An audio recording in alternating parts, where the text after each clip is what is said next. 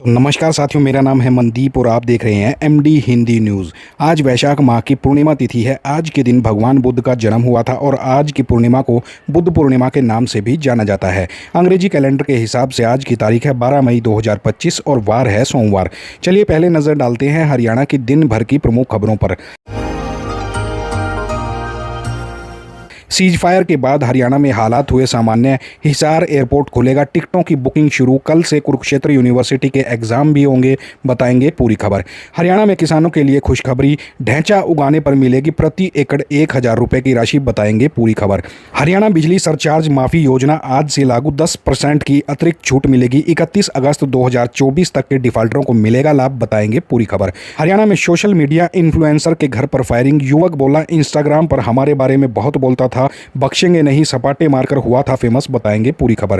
पाकिस्तान के cease fire तोड़ने पर भड़के मंत्री अनिल विज, कहा झूठ फरेब पाकिस्तान का हथियार, हमारी सेना हर समय तैयार, जवाब मिलेगा पूरा, बताएंगे पूरी खबर। फतेहाबाद में लोगों को मिलेगी स्किल ट्रेनिंग। पंचायत विभाग आर्थिक विकास के लिए करेगा प्रोत्साहित, गांव में निवेश बढ़ाने पर होगा काम, बताएंगे पूरी खबर। बड़ी खबर आ गई है साथियों, पेट्रोल पंप के शौचालय बंद करने पर होगी कार्रवाई, लगेगा भारी जुर्माना, बताएंगे पूरी खबर।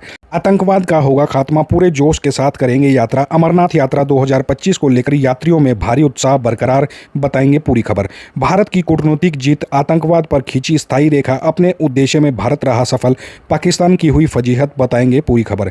भारत के ऑपरेशन सिंदूर से पाकिस्तान को भारी नुकसान, 4 दिन में क्या क्या हुआ, बताएंगे पूरी खबर।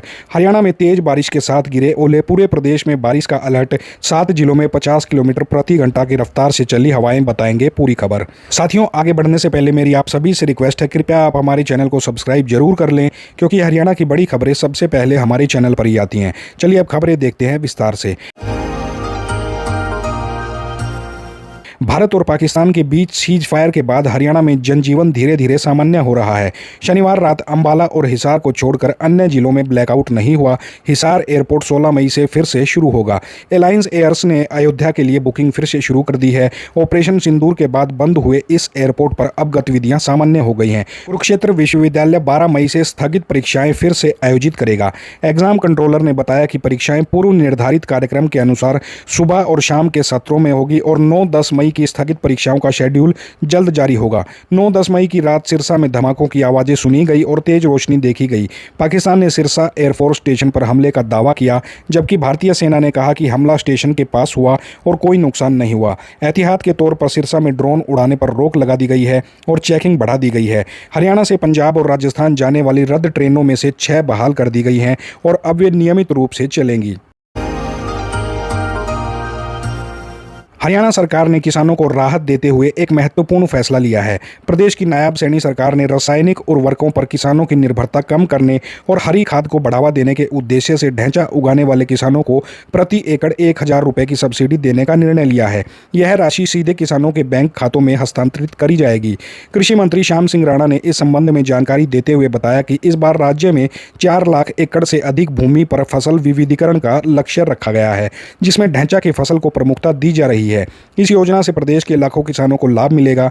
उन्होंने बताया कि ढैंचा उगाने वाले किसानों को सरकार के पोर्टल पर पंजीकरण कराना रहेगा। श्याम सिंह राणा ने ढैंचा को एक प्राकृतिक खाद बताते हुए कहा कि यह मिट्टी की उर्वरता बढ़ाने, नमी बढ़ाए रखने और उत्पादन लागत को कम करने में सहायक है। उन्होंने ये भी बताया कि प्रदेश में पहली बार इस योजना को लागू किया जा रहा है, जिससे लाखों किसानों को इसका फायदा होगा। ढैंचा एक फलीदार फसल है, जिसकी कटाई से पहले मिट्टी में मिलाकर जैविक खाद तैयार करी जाती है। यह फसल मिट्टी की उर्वरता बढ़ाने में महत्वपूर्ण भूमिका निभाती है, क्योंकि यह नाइट्रोजन स्थिरीकरण करती है और मिट्टी में नाइट्रोजन की पूर्ति करती है। कृषि विशेषज्ञों का भी मानना है कि इस मिट्टी की संरचना बेहतर होती है और लंबे समय तक उत्पादकता बनी रहती है। ढैंचा की फलियों को मिट्टी में मिलाने से किसानों को अधिक रासायनिक खाद डालने की आवश्यकता बिल्कुल भी नहीं पड़ेगी। हरियाणा के बिजली उपभोक्ताओं के लिए एक अच्छी खबर सामने आई है। ऊर्जा विभाग ने 12 मई से सरचार्ज माफी योजना 2025 लागू करने का निर्णय लिया है। दक्षिण हरियाणा बिजली वितरण निगम के प्रबंधन निदेशक ए श्रीनिवास ने बताया कि इस योजना का लाभ ग्रामीण और शहरी क्षेत्रों के सभी निजी, कृषि, सरकारी, नगरपालिका, ग्राम पंचायत, राज्य सरकार, औद्योगिक और अन्य श्रेणियों के कनेक्टेड और डिस्कनेक्टेड उपभोक्ताओं को इसका लाभ मिलेगा, जो 31 अगस्त 2024 तक बिजली निगम के डिफाल्टर घोषित हो गए थे। योजना के तहत घरेलू और कृषि उपभोक्ताओं द्वारा एकमुश्त भुगतान करने पर मूल राशि पर 10% की छूट और पूरा सरचार्ज माफ किया जाएगा।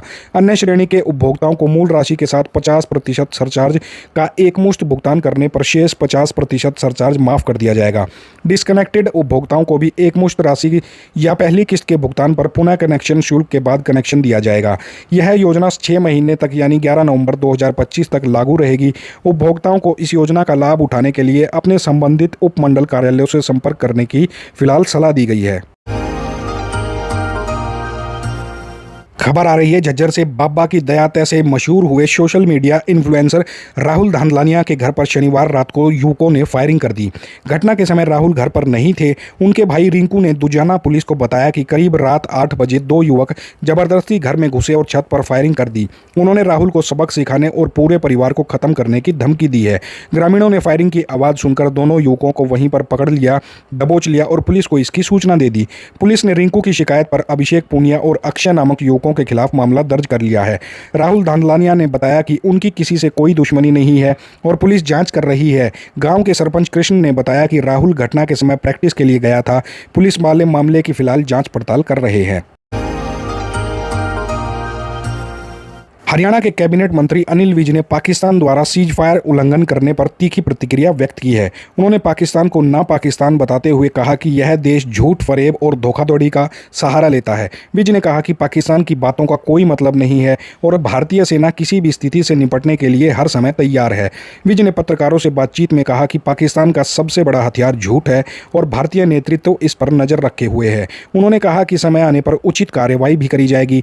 गौरतलब है कि भारत और पाकिस्तान के बीच युद्ध विराम के कुछ घंटों के बाद ही पाकिस्तान ने इसका उल्लंघन करते हुए हमला कर दिया था, जिसका भारतीय सेना ने मुंह तोड़ जवाब दिया। तनावपूर्ण स्थिति के बीच विज ने कहा कि भारतीय सेना हर स्थिति से निपटने के लिए सक्षम है। पंचायती राज विभाग श्यामा प्रसाद मुखर्जी रुर्बन मिशन के तहत जिले में आर्थिक विकास को बढ़ावा देगा। इस मिशन के लिए 3 करोड़ 40 लाख रुपए आवंटित कर दिए गए हैं। पहले चरण में टोहाना खंड के समैन क्लस्टर का चयन किया गया है। यहां 2720 लोगों को कौशल प्रशिक्षण दिया जाएगा। विभाग इसके लिए एक एजेंसी नियुक्त करेगा। मिशन का मुख्य उद्देश्य ग्रामीण और शहरी विभाजन को कम करना है, ग्रामीण क्षेत्रों में गरीबी और बेरोजगारी को घटाना तथा स्थानीय आर्थिक विकास को प्रोत्साहित करना है। इसके तहत चयनित लाभार्थियों को ITI, कृषि, हस्तशिल्प और टेक्सटाइल जैसे क्षेत्रों में NSQF के तहत विभिन्न कौशल प्रशिक्षण पाठ्यक्रम प्रदान किए जाएंगे। इस योजना के प्रमुख पहलुओं में कम से कम 70% उम्मीदवारों के लिए प्लेसमेंट, करियर विकास पर जोर, प्लेसमेंट के बाद सहायता, औद्योगिक इंटर्नशिप और राष्ट्रीय व अंतर्राष्ट्रीय बाजार की मांग पर आधारित कौशल प्रशिक्षण शामिल हैं। इसका लक्ष्य ग्रामीण क्षेत्रों में निवेश आकर्षित कर रोजगार के लाभ को अवसर को बढ़ाना है। हरियाणा में राष्ट्रीय और राज्य राजमार्गों पर स्थित पेट्रोल पंपों पर शौचालय और मुफ्त हवा की सुविधा को लेकर मिल रही शिकायतों पर अब सरकार सख्त हो गई है। खाद्य एवं रसद विभाग ने आदेश जारी किया है कि यदि किसी पेट्रोल पंप पर शौचालय गंदा पाया जाता है या बंद रखा जाता है तो पंप संचालकों पर जुर्माना लगाया जाएगा। नियमों के उल्लंघन पर 3 स्तरों की सजा तय करी गई है। पहली बार में 10,000 रुपये, दूसरी बार में 25,000 रुपये और तीसरी बार में 10,000 रुपये जुर्माने के साथ 45 दिनों तक पंप की बिक्री और आपूर्ति पर रोक लगाई जाएगी। इसके अतिरिक्त शौचालयों की सफाई में लापरवाही पाए जाने पर भी अलग से जुर्माना लगेगा, जो 5,000 से 15,000 रुपये तक हो सकता है। पेट्रोल पंप को अब शौचालय सफाई के लिए तैनात कर्मचारियों की सूची जिला पूर्ति विभाग के पास जमा कराना अनिवार्य होगा। निरीक्षण के लिए विशेष टीमें गठित कर दी गई हैं, जो जल्द ही जिला स्तर पर जांच शुरू करेंगी और नियमों का उल्लंघन पाए जाने पर तत्काल कार्रवाई करी जाएगी। जिला पूर्ति अधिकारी ने चेतावनी दी है कि नियमों का पालन न करने वाले पंपों के खिलाफ सख्त कदम उठाए जाएंगे, जिसमें 45 दिनों तक संचालन बंद करना भी शामिल है। पहलगाम में हाल ही में हुए आतंकी हमले के बावजूद आगामी अमरनाथ यात्रा 2025 को लेकर श्रद्धालुओं का उत्साह बिल्कुल भी कम नहीं हुआ है। जुलाई में यात्रा पर जाने वाले भक्तों का कहना है कि वे आतंकवादियों की किसी भी हरकत से डरने वाले नहीं हैं और पूरे जोश के साथ बाबा बर्फानी के दर्शन के लिए जाएंगे। उनका मानना है कि भारतीय सेना इस आतंकी हमले का मुंहतोड़ जवाब दे रही है और आतंकियों का सफाया भी कर रही है। हरियाणा के यमुनानगर जिले से अब तक लगभग 400 श्रद्धालुओं ने अमरनाथ यात्रा के लिए पंजीकरण कराया है, जिसमें से अधिकांश ने पहलगाम के रास्ते से यात्रा करने का विकल्प चुना है। अमरनाथ यात्रा इस वर्ष 3 जुलाई से शुरू होकर 9 अगस्त तक चलेगी, जिसके लिए पंजीकरण 22 अप्रैल से जारी है। अमरनाथ यात्रियों ने पहलगाम में हुए आतंकी हमले की कड़ी निंदा करी है, लेकिन उन्होंने स्पष्ट भी किया है कि इस घटना का यात्रा पर कोई भी प्रभाव नहीं पड़ेगा।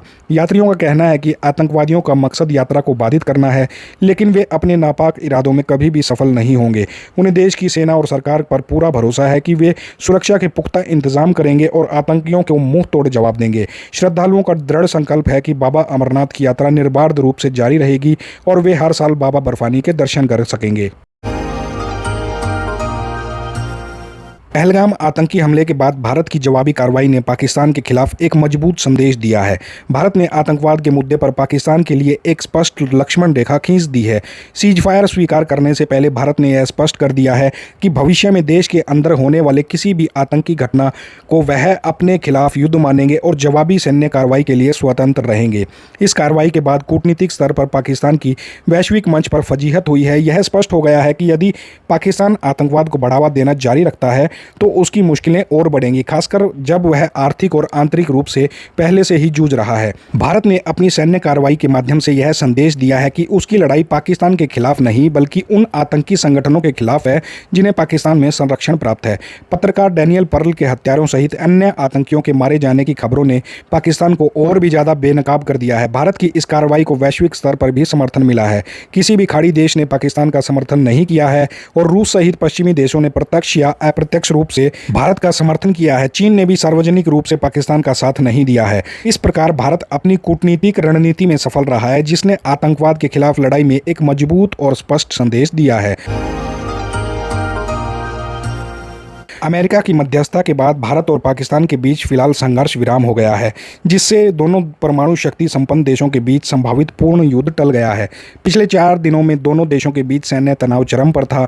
भारत ने पहलगाम में हुए आतंकी हमले के जवाब में ऑपरेशन सिंदूर शुरू करते हुए पाकिस्तान में आतंकी ठिकानों और सैन्य ठिकानों को निशाना बनाया, जिसमें लगभग 100 आतंकवादियों का खात्मा किया गया। भारतीय सेना ने पाकिस्तान की हवाई सुरक्षा और कई एयरबेसों को भी नुकसान पहुंचाया, जबकि पाकिस्तान के जवाबी हमलों को ज्यादातर नाकाम कर दिया गया। भारत ने राफेल से लॉन्च की गई स्कैल्प मिसाइलों और कामिकेज ड्रोन सहित उन्नत हथियारों का इस्तेमाल किया। जवाबी कार्रवाई में भारतीय वायुसेना ने पाकिस्तान के 8 सैन्य ठिकानों पर हवाई हमले किए, जिससे उन्हें भारी क्षति हुई, जिसमें महत्वपूर्ण एयरबेस और वायु रक्षा प्रणालियां शामिल हैं। विंग कमांडर व्योमिका सिंह ने बताया कि पाकिस्तान को असहनीय नुकसान हुआ है और उनकी सैन्य क्षमता भी काफ़ी हद तक कमजोर हो गई है।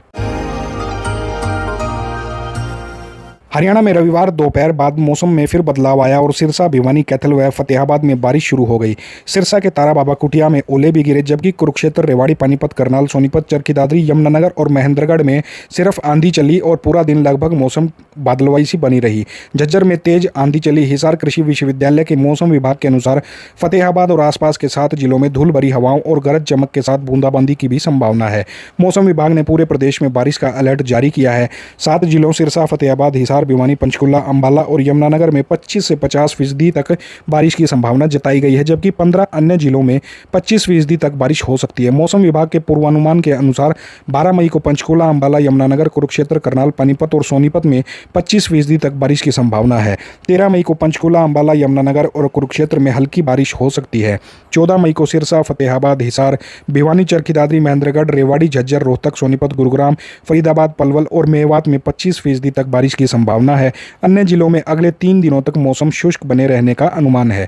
तो साथियों, ये थी हरियाणा की प्रमुख खबरें। जो साथी नए हैं कृपया हमारे चैनल को सब्सक्राइब जरूर करें। मिलते हैं आपसे कल नई खबरों के साथ। तब तक जय हिंद, जय राष्ट्र, जय हरियाणा।